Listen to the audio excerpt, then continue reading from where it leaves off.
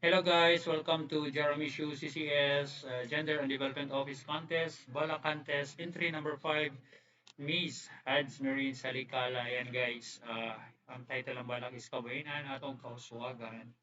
So let's hear from her. Okay.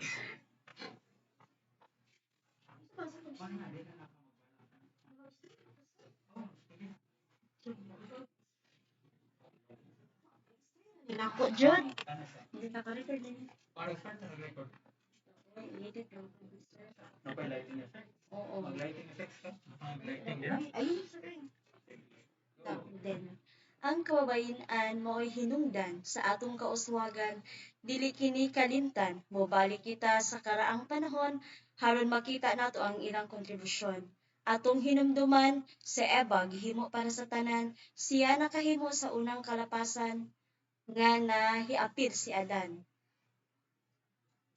Then, kining hitabua angay nga pasalamatan tungod kay naabre ang atong salabutan.